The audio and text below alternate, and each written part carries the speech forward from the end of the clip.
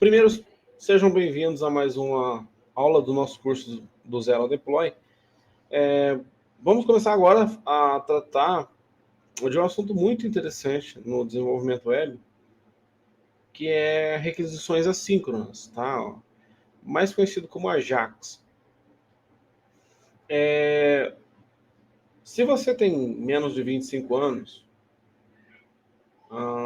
ou começou a usar a internet talvez nos últimos 20 anos para cá, talvez vocês tenham reparado ou não tenham passado por uma era mais complexa, onde o desenvolvimento web era, na verdade, para vocês que estão estudando agora, né, no curso, o desenvolvimento web já é muito mais facilitado. O desenvolvimento web é algo muito mais simples. Hoje você praticamente pode desenvolver um negócio, um site, usando apenas um navegador como base. Funciona em um, teoricamente vai funcionar em todos os outros, porque eles são muito interoperáveis.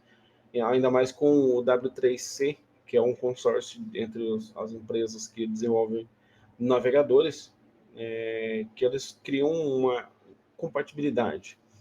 Não vou dizer que funciona 100% igual em todos, que alguns têm suas próprias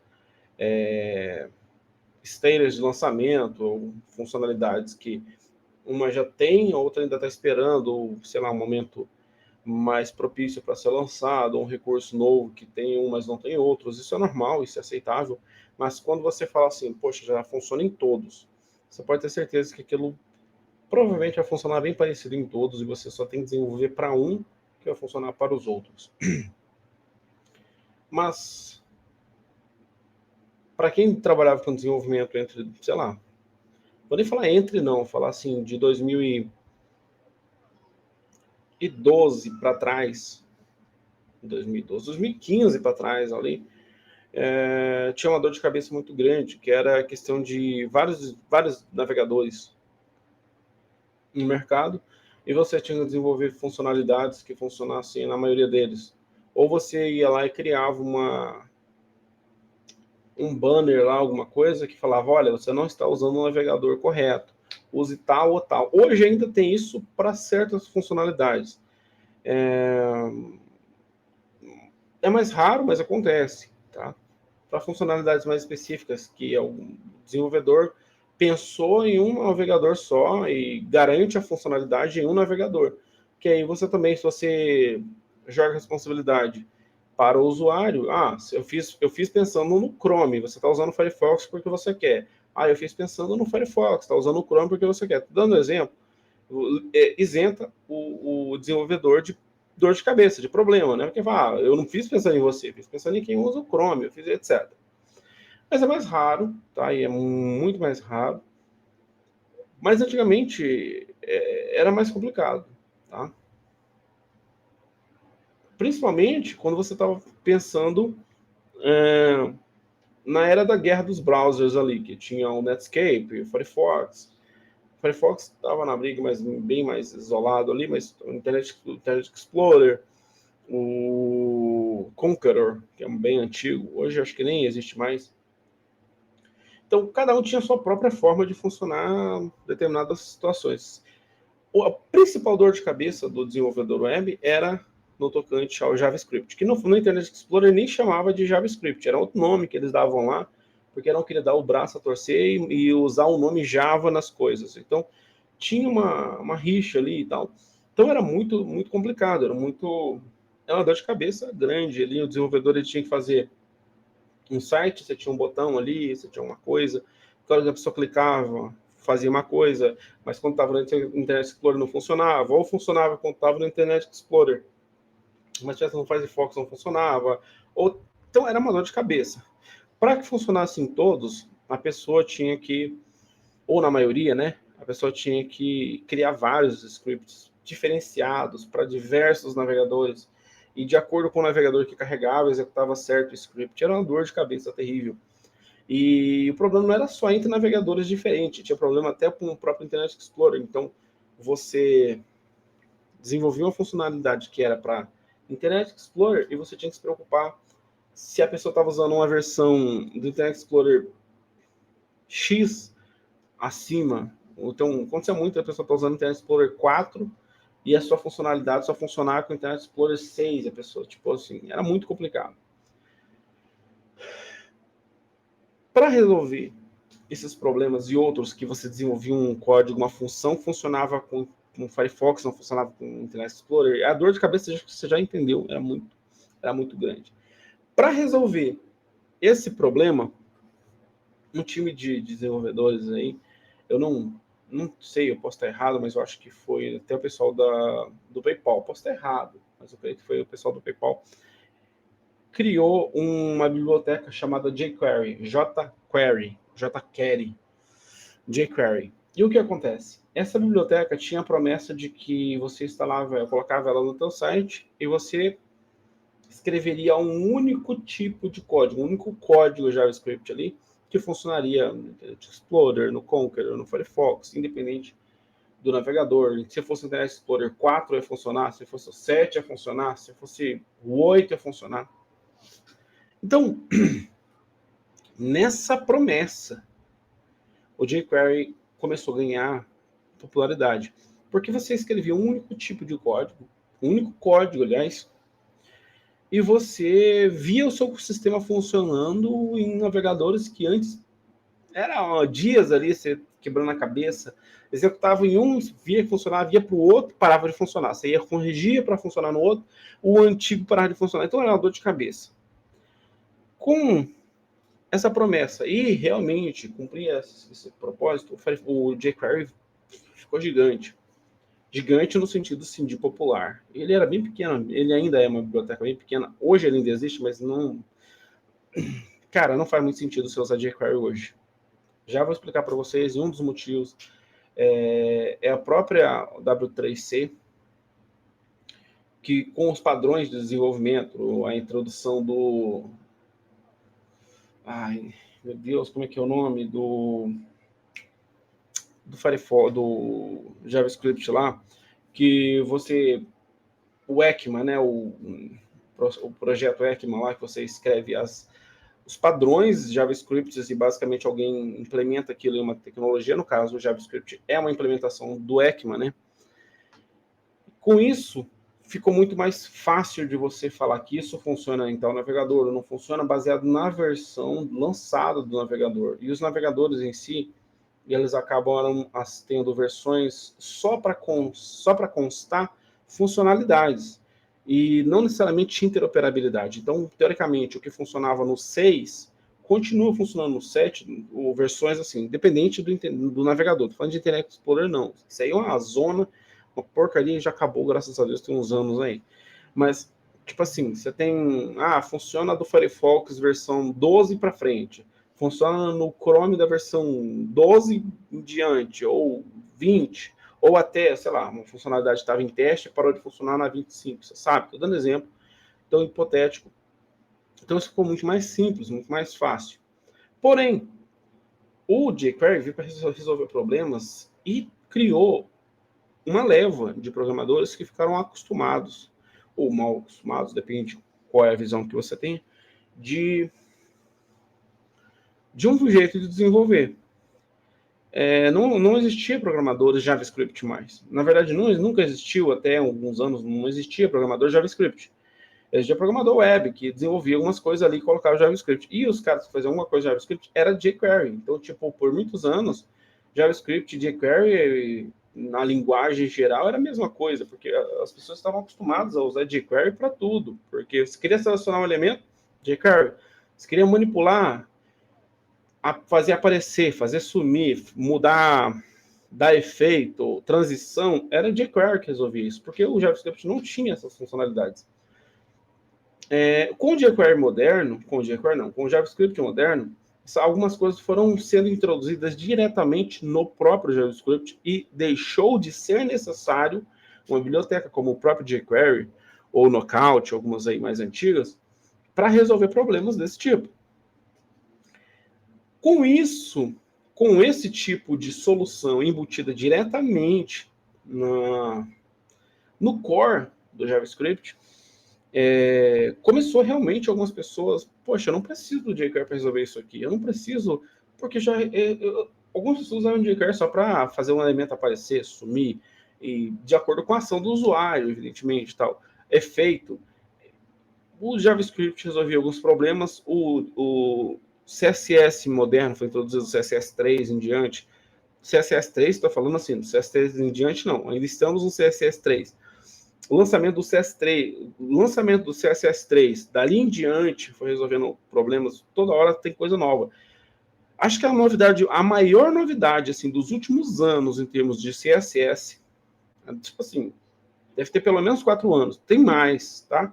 Mas no mínimo 4 anos que está popular é o tal do Flexbox. Tem mais tempo, mas estou falando assim, no mínimo uns 4 anos, Flexbox. Porque isso resolveu um problema assim.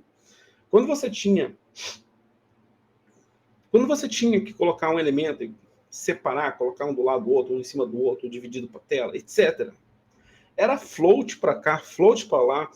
Era um monte, era uma zona, sem falar que seu código ficava zoadaço. E quando você pensava em responsividade na versão mobile e tal, isso era inviável, isso era muito inviável. Então, o CSS, assim como o JavaScript, a própria HTML5, foi modernizando, foram criando novas funcionalidades. Quando eu comecei a desenvolver em 2009, ainda estava se introduzindo o HTML5, tá? Estava introduzindo, ainda estava como experimental. Não é lançado, não é oficial. Estava introduzindo. Quem é mais anterior a mim pegou a zona. Eu ainda desenvolvi muita coisa com problema de compatibilidade e tal. Eu ainda peguei a implementação do JavaScript moderno, CSS moderno, que é o CSS 3, né, em diante ali. CSS 3 em diante não, estamos no CSS 3. Lançamento do CSS 3 moderno, o JavaScript moderno e o HTML5, tá? Eu peguei muito isso, você usar um navegador que não reconhecia HTML5, um navegador que não reconhecia certas funções do JavaScript, navegador que não reconhecia recursos básicos do CSS3 que foram introduzidos, alguns recursos que só foram realmente implementados, transitions ou alguns elementos que foram introduzidos no CSS3, algumas propriedades. Então, eu ainda peguei uma parte ali do IDA, mas eu já entrei no momento onde a internet já estava mais moderna, estava se modernizando, tá? No sentido bom da palavra moderna. O que acontece? A maior parte das pessoas que usavam jQuery, a maior parte, tá? Não estou falando todos, mas a maior parte era realmente para coisas simples, como fazer um elemento sumir, um elemento aparecer, transição.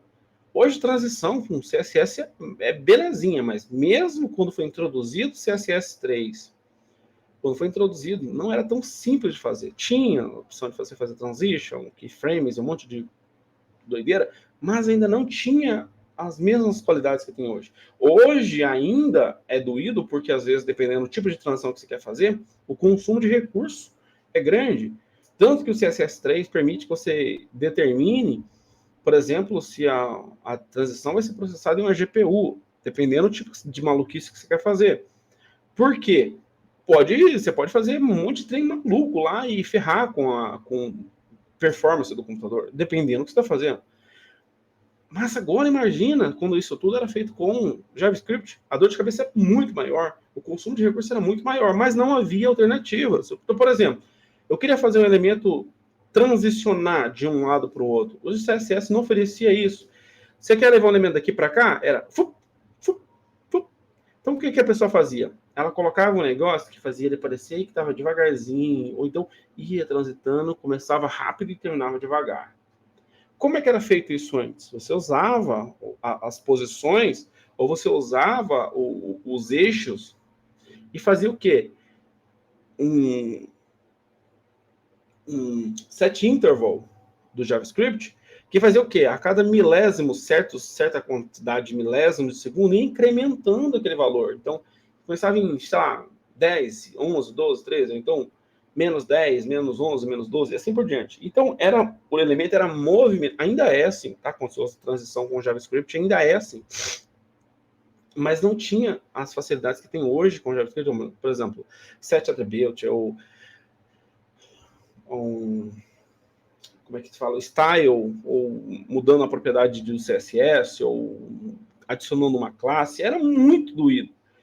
Aí você queria fazer isso aqui lá, você tinha que escrever um código para fazer uma transição de um elemento. Aí você queria fazer em outro elemento, você tinha que fazer outra função para adicionar aquele mesmo efeito em outro elemento.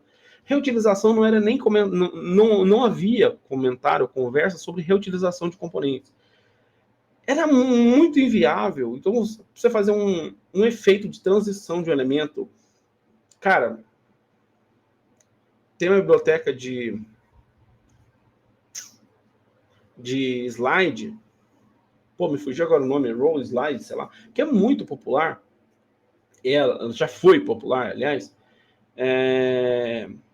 que o papel dela simplesmente era fazer transição de imagem, porque não era fácil de fazer. Então você colocava o jQuery, aí você colocava um plugin do jQuery para fazer transição, um plugin do jQuery para fazer ai,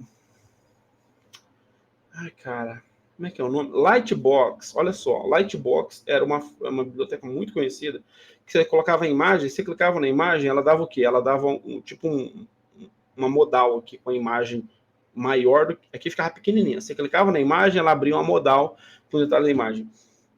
Muito popular, muito mesmo popular.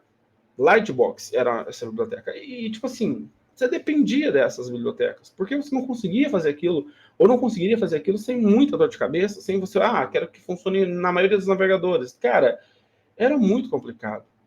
E praticamente igual hoje, o desenvolvedor desenvolvia tudo, front, back, tudo. Por um tempo, né, nos últimos anos, houve uma separação, back-end, front-end e tal, começou realmente a ter uma separação. Mas de alguns tempos para cá, começou a voltar novamente. Um cara faz tudo. Eu sempre fiz tudo, mas trabalhei em lugares onde tinha back-end, tinha front-end e tal.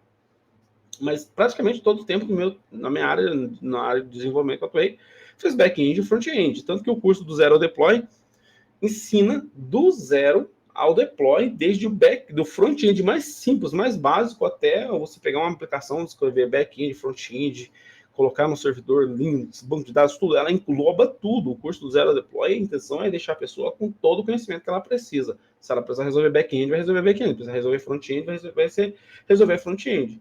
Não vai deixar a pessoa como front-end topzera das galáxias lá, um profissional um mega front-end. É mais fácil eu te deixar um mega back-end no curso Zero Deploy do que um mega front-end, mas vai te deixar um front-end razoável, uma pessoa que sabe se virar bem no front-end. Porém, o mercado pede que você tenha esse conhecimento para os dois lados. Se você é back-end, se você é back-end, você é obrigado a saber front-end. Se é front-end, ninguém te pede muito back-end, mas o oposto é mais fácil.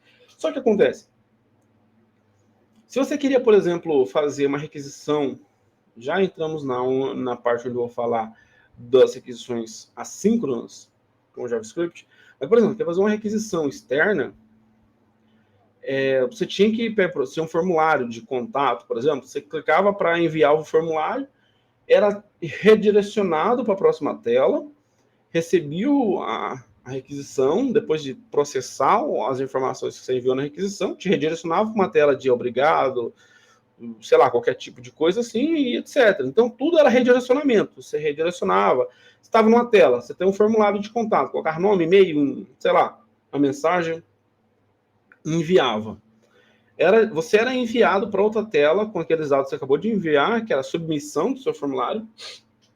Na próxima tela, os dados que você passou naquele formulário anterior era recebido na próxima tela, processado, se tivesse que enviar e-mail para alguém, enviava e-mail para alguém, qualquer coisa do tipo. Depois você era redirecionado novamente para outra tela. Login da mesma forma, você tem usuário e senha, colocava o usuário e senha numa tela, você submetia, era enviado para a próxima tela, validava o usuário e senha, se estivesse correto, você era redirecionado para uma tela de, sei lá, logado, ou um painel administrativo, qualquer coisa. Se não tivesse, você era redirecionado novamente para o formulário dizendo que os dados que você colocou não está correto. Então, toda vez você era redirecionado.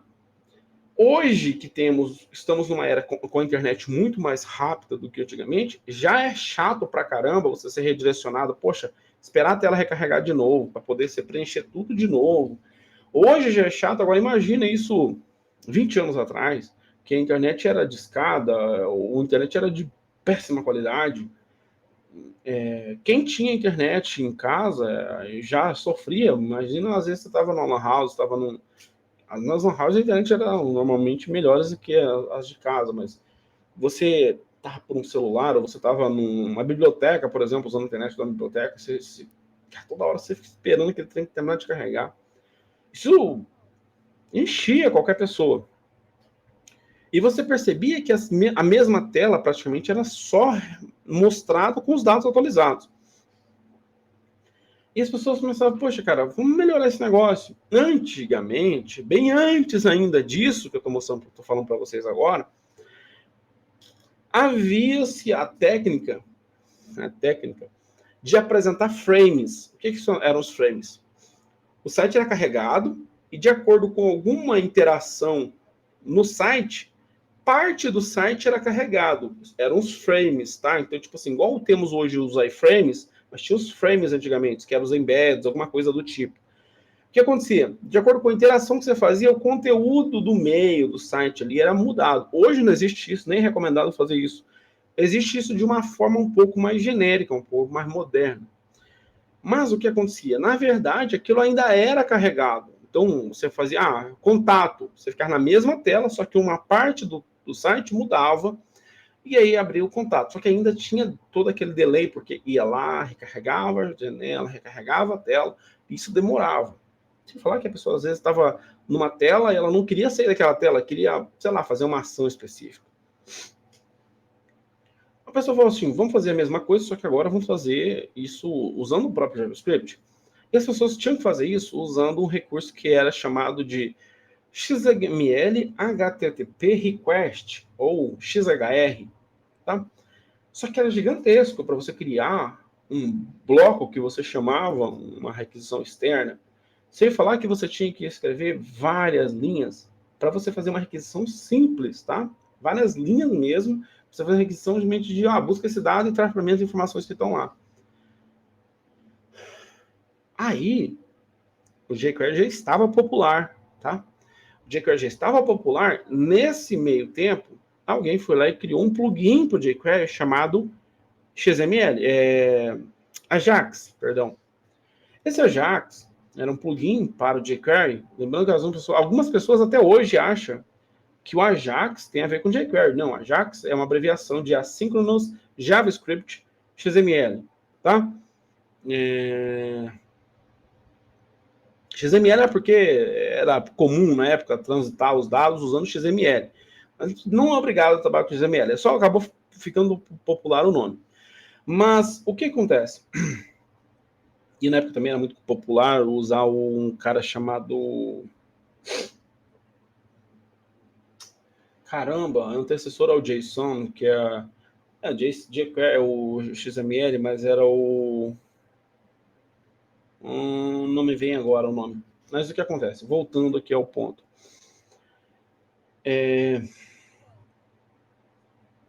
As requisições eram feitas usando essa estrutura que esse jQuery Ajax fornecia.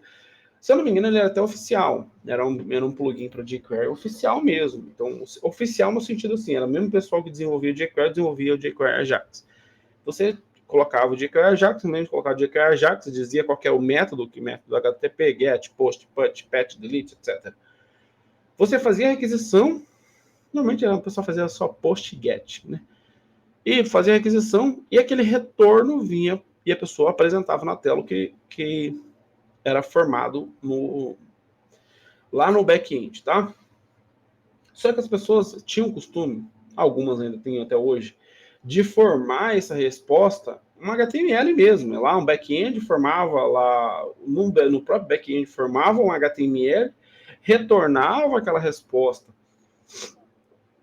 na requisição Ajax e apresentava somente aquele HTML na tela. Acabou. Era isso mesmo que acontecia.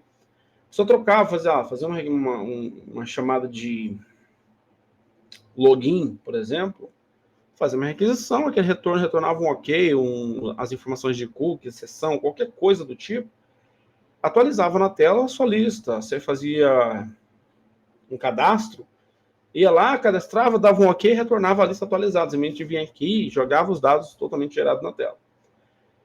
Resolvia sim, muito. Trazia uma sincronicidade. Se você precisar ficar recarregando a tela, se você precisar fazer isso, você trazia isso de forma assíncrona. Por daí vem o nome sync, que é o processo de recarregar a página toda vez que você faz uma ação, e o assíncrono, que é sem precisar recarregar, ele busca por trás e atualiza sem você precisar recarregar. Só que ainda tinha toda essa questão de trazer HTML, então você dependia do back-end terminar de formar aquele retorno, mas ainda era rápido, era bem mais rápido do que recarregar toda a página.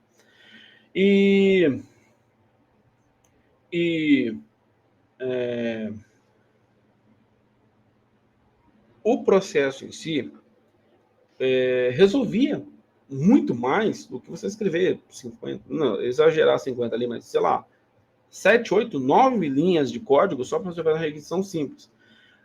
Sem falar que você buscava aquele dado, você pegava aquela informação, pegava aquela estrutura toda de dado, aquele texto, tinha que for, e jogar na tela, assim, né? Tinha que selecionar um outro componente, pegar uma estrutura para você jogar todo aquele conteúdo, sendo que você chamava aquilo com um Ajax, pegava a resposta lá, jogava lá, chamando um método um HTML lá, meio genérico lá, um jQuery da vida, e jogava o conteúdo.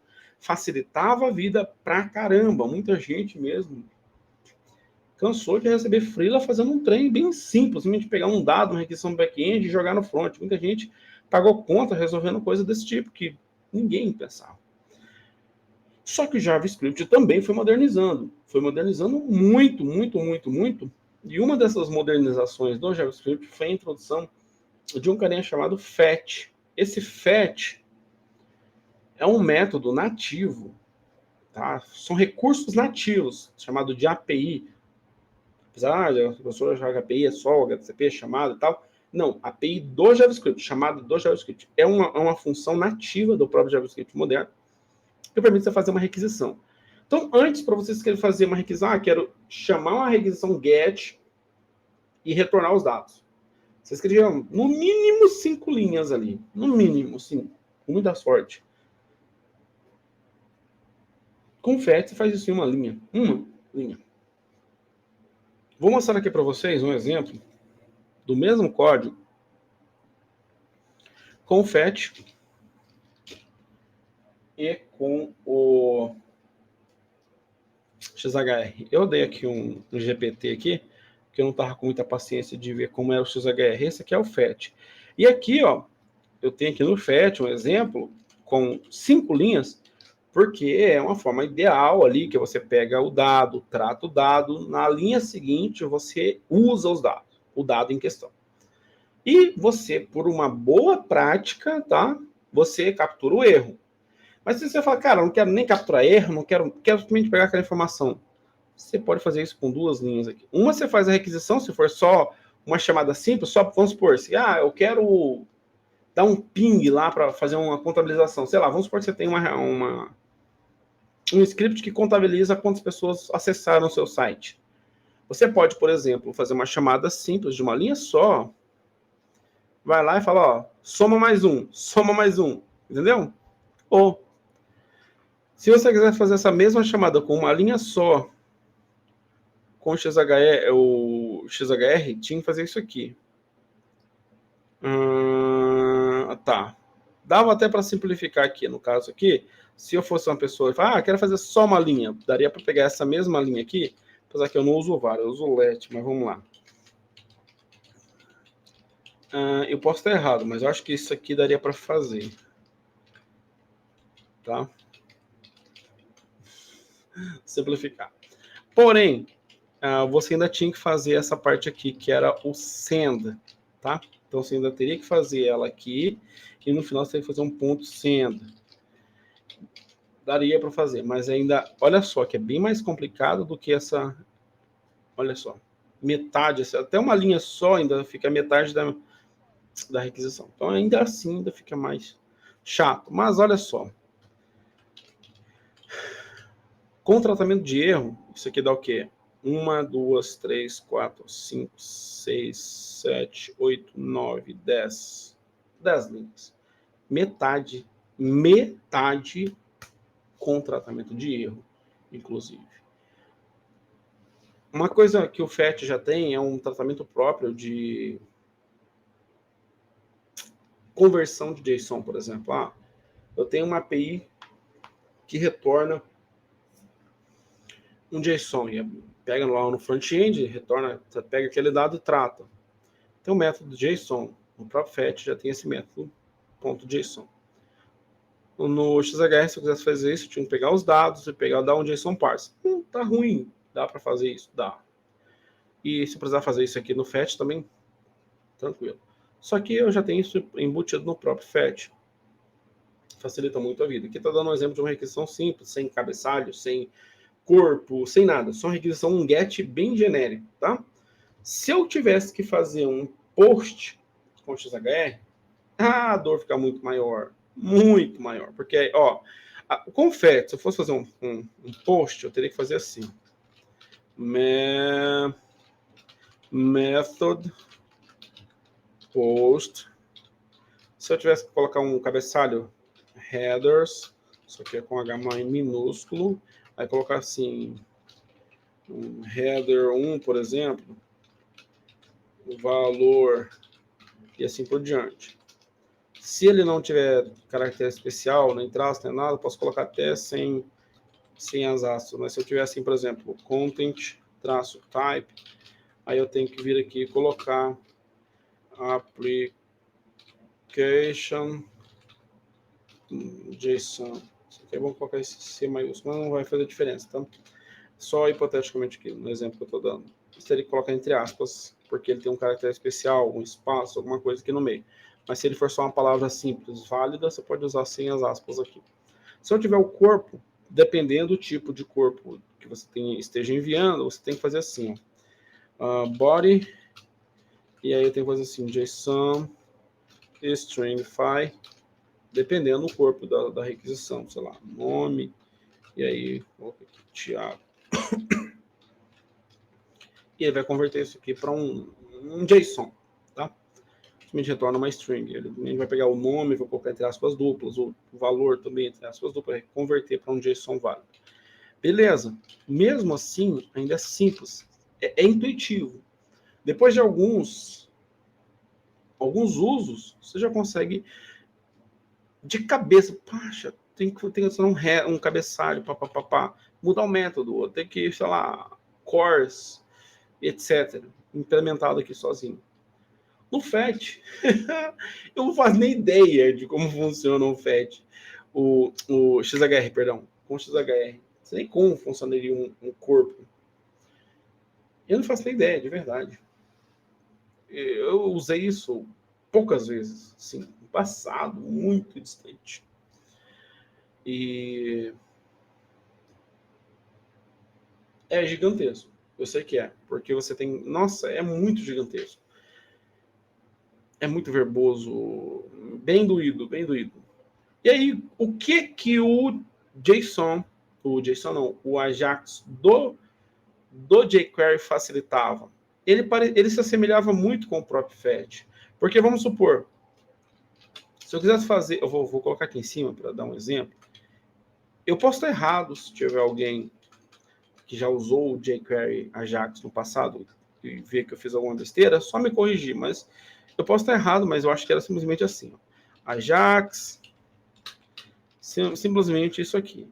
Se eu não me engano, você nem precisava nem passar um método aqui. Você passava a URL em questão, só como exemplo, essa mesma URL aqui. Vou usar hipoteticamente esse exemplo aqui.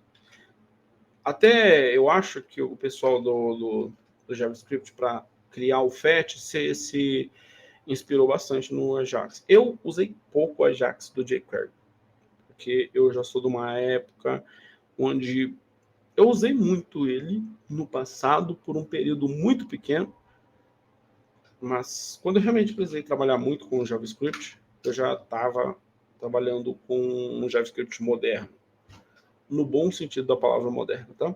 Então, por exemplo, method, alguma coisa assim, post. E aí você tinha que fazer assim, o headers. Era bem parecido mesmo com o Fetch. Era bem mais enxuto do que o próprio XHR. Porque no fim das contas ele montava exatamente o XHR. Ele montava NIL, XHR, não sei o quê. Só que ele facilitava para você o uso. Porque ele pegava os dados que você passou e formava o XHR, que facilita muito. Se você parar para pensar, nem na época você precisaria realmente do jQuery Ajax. Só que você teria que implementar por conta própria o seu próprio a sua própria requisição, mas dá para fazer. Só que, sinceramente, ser humano, você pode facilitar um pouquinho assim. Não dá errado, né? Você pode facilitar porque vai complicar. Mas o problema é que havia uma dependência de bibliotecas externas. E a dependência, assim, se não for bem planejada, ela é muito perigosa, porque você fica refém de um recurso de atualizações. E o jQuery, como ele tinha propósito muito, sim, datados, ele deixou de ter atualização constante. Realmente, não fazia muito sentido, até porque as coisas que ele poderia melhorar, ele só resolvia corrigir bugs. Chegou um momento que não tinha nem bug para corrigir. O jQuery, olha só, para você ter uma noção, o jQuery está no mercado, olha só, no mínimo há 20 anos. No mínimo há 20 anos. Ele está na versão 3. Tá? Vou abrir aqui com vocês o jQuery, site de jQuery Script. Acho que é esse mesmo. Está no meu histórico aqui. Aqui, na verdade, esse aqui é um plugin para jQuery, não é nem o próprio jQuery, tá? Olha só, agora ele até mesmo está brincando com JavaScript Vanilla, Vue, React, está fazendo várias coisas aqui. O próprio site do jQuery Script já está precisando se reinventar. Isso é legal. Os caras estão pensando, estão vendo o mercado, estão se reinventando. Mas olha só, você precisava de um plugin para fazer um range selector, olha só. Hipotético aqui, só como exemplo. Você precisava de um plugin para fazer isso aqui, você tinha que escrever isso na mão. Lógico que esse cara aqui já é moderno. Mas se você pegar aqui os mais, Lightbox. Rapaz, originalmente tinha um plugin chamado Lightbox. Só que depois começou a surgir tanto plugin chamado Lightbox, eu acho que esse cara aqui é o original. Isso aqui, ó, que eu acabei de... Isso aqui, ó, presta atenção. Eu ia abrir o Lightbox, cliquei no exemplo do Lightbox e abri um Lightbox. Mas eu queria ver o exemplo real. Esse aqui, vamos abrir ele aqui. O Lightbox é isso, você clica na imagem, ele abre uma modal de uma forma mais elegante, porque você não tinha isso, cara. Você não tinha isso. O que eu queria era o site do jQuery mesmo. jQuery releases, vamos lá, releases jQuery. É jQuery.com. Tá bom, vamos lá. Releases. Ó, 3.7.1. Se você parar para pensar, olha só. Aqui tem a versão sem comprimir, a versão minificada, a versão slim, a versão mais enxuta, um slim minificado.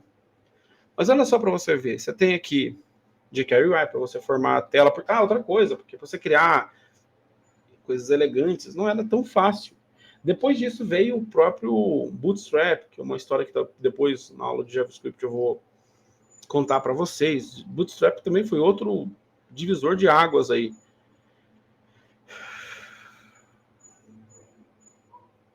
Deixa eu ver aqui, ó, jQuery Color, esse aqui eu nunca ouvi falar. Eu lembro do jQuery Mobile, muito útil para quem queria criar um design mobile sem muita dor de cabeça. Ó, aqui, ó, jQuery 1, jQuery 2, jQuery 3. E olha só, se você parar para pensar, deixa eu ver se ele tem aqui as datas. Acho que ele não tem nem as datas, ó. Deixa eu ver as versões do próprio jQuery. Você tem as datas dos releases. Essas datas são muito antigas porque chegou um momento que não tinha o que fazer. Não estável, não é bom para produção, a versão não estável. Deixa eu ver. Vamos ver o lançamento da primeira versão 3. Aqui não fala, ó. Deixa eu ver se tem uma... Deixa eu ver se ele... 2024, 19/3. Então, essa aqui é a versão não estável, quer dizer que é versão constante, versão mais recente. Vamos pegar aqui, ó, o último build deles é do dia 19, hoje é dia 25. Algumas coisas eles não estão mexendo. Mas provavelmente é só melhorias e tal, porque realmente não tem muita coisa a ser feita mais hoje. Deixa eu ver se tem alguma... Não tá aqui.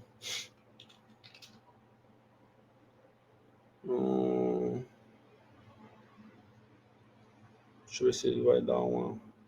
Pior que não vai dar aqui. Uma dica Mobile. Cara, é muita... Ó, deixa eu pegar aqui. Na versão 3 dele padrão, ó, tá aqui com Integrity. Cross-Origin, deixa eu ver aqui. Versão 3 pura.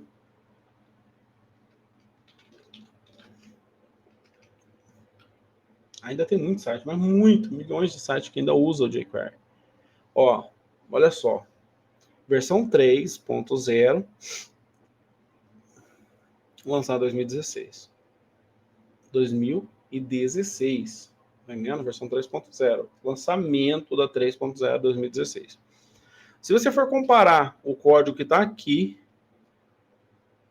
com o código que foi lançado nas versões mais novas, são correções, são poucos. Então, tipo assim, deixa eu pegar aqui 2013, lançamento da versão 2.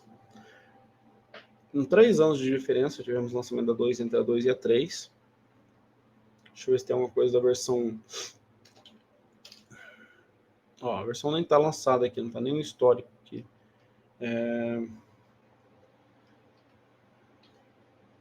2... 1.0 ela vem sem o último zero aqui. Esse aqui é o Lightbox que eu estava mostrando. Sem o último zero, é só 1.0 puro mesmo. 2006. Estamos aqui... Eita, sai. Estamos aqui em 2024. 2024. Outubro. 27 de outubro de 2006. Olha só. Quando eu falei para vocês que é quase 20 anos, se não 20 anos, estou falando a verdade. Isso mesmo. Eu comecei a trabalhar em 2009. Comecei a trabalhar com web em 2009. 3 anos logo depois que lançou o jQuery. E já era febre. 3 anos. Porque resolvia problemas que ninguém mais resolvia. Nenhum. Não tinha concorrente, cara. Todo mundo usava. Todo mundo usava. Eu lembro até hoje de um site que eu fui fazer uma inscrição. Foi para uma vaga? Não foi, cara. Era um site do Senai, se eu não me engano. E ele era todo cru. Cruzão mesmo. 2006. jQuery. Se eu olhar aqui, ó, Wiki jQuery, eu acho que é do pessoal do PayPal. Lembrando que o pessoal do PayPal é o próprio Musk, tá, também, mas eu posso estar errado.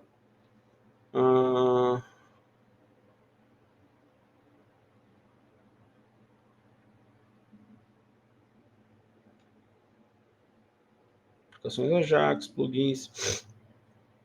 Uma coisa que popularizou muito o jQuery foi a questão dos plugins, tá? 14 de janeiro, a versão estável foi lançada em agosto.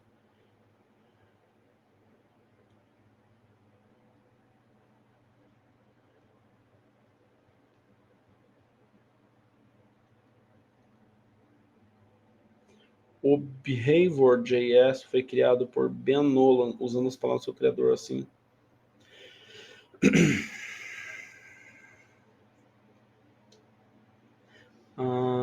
Pseudo-poder. Especificações.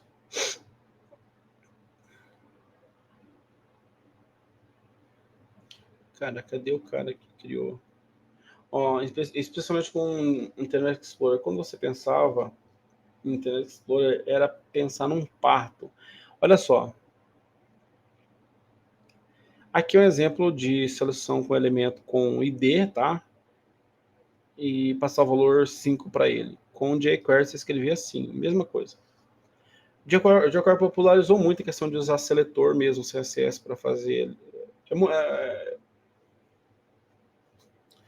Muita gente se pegou muito com ID. ID é muito perigoso, se não for usado do jeito certo.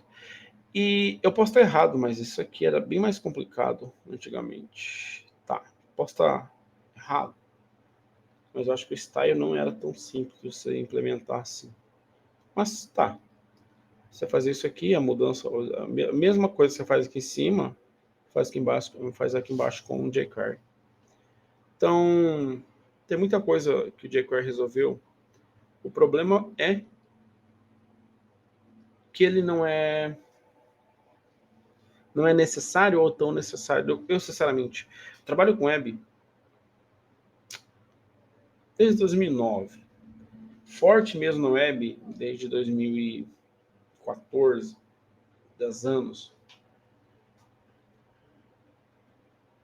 Eu devo ter usado jQuery no início ali, talvez. Ou eu uso jQuery numa situação assim, eu estou mexendo num negócio e não tem como fugir. Mesmo hoje, eu faço o possível para não usar jQuery, não uso. Se eu estou num negócio que já tem jQuery, eu vejo se alguma situação que eu estou fazendo depende mesmo de eu usar o jQuery, porque eu não uso jQuery. E aqui, ó, que não tem um behavior aqui.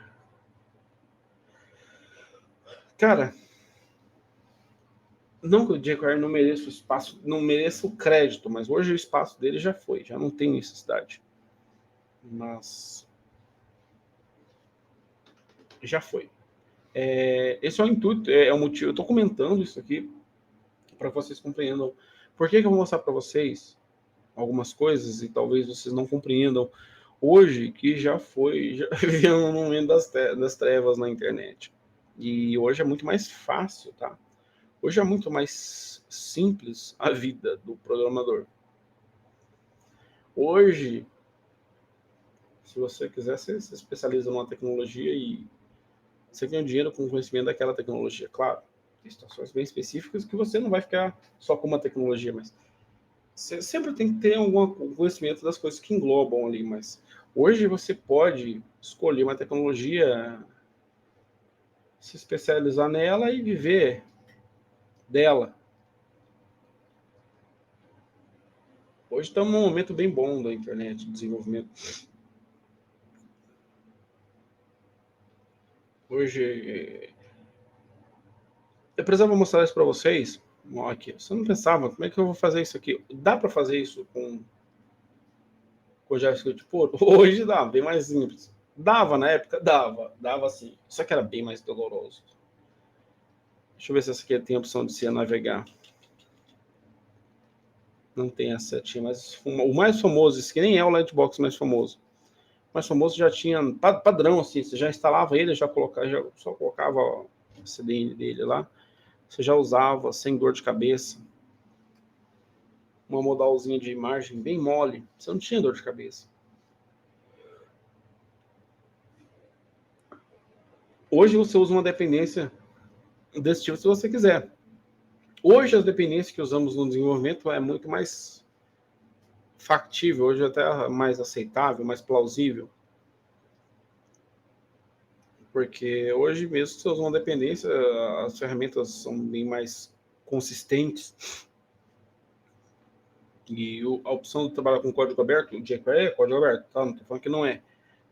No geral, a vantagem no geral é que você consegue, se por acaso a pessoa parar de, sei lá, parou de dar manutenção naquela ferramenta e futuramente, sei lá, surgiu a funcionalidade nova e não tem uma compatibilidade com essa funcionalidade nova. Você mesmo pode pegar o código e modificar ele. Aí vamos começar agora nossos estudos para lidar com o FET. Isso aqui basicamente foi uma história para contar para vocês sobre a trajetória da web até agora. E vamos entrar na nossa aula falando sobre FET, tá bom? Nos vemos na próxima aula e começaremos realmente os nossos estudos sobre requisições assíncronas, onde eu vou mostrar para vocês um back-end, vamos fazer uma chamada para o back-end, vamos tratar os dados, vamos modificar os dados de acordo com alguma requisição que for feita para um back-end, mas eu precisava contar essa historinha para vocês. Nos vemos no curso do Zero Deploy, tá? E se você não está no curso, vai ficar aqui na descrição aqui também, qualquer coisa. Se vai ter alguma dúvida sobre algo que eu falei, fique à vontade, pode chamar lá no portal do aluno, pode pedir ajuda lá no grupo. Alguém vai levantar a mão, vai te ajudar lá. Se não for eu mesmo que já te ajude lá na chamada. Não fique com dúvida, tá? Ficou com dúvida? Isso aqui basicamente vai ser uma história para introduzir vocês que estão começando agora no desenvolvimento, mas durante as aulas, assim, todas, eu recomendo que vocês assistam as aulas anteriores, tá? Não pulem a aula. Assistam todas na sequência lá. Bateu qualquer dúvida, não fiquem com dúvidas, me chame, me acione, eu chame o suporte ali. Vai ser um prazer ajudar vocês, tá bom? Um abração, fiquem com Deus, até a próxima aula, se Deus quiser. Valeu, tchau, tchau.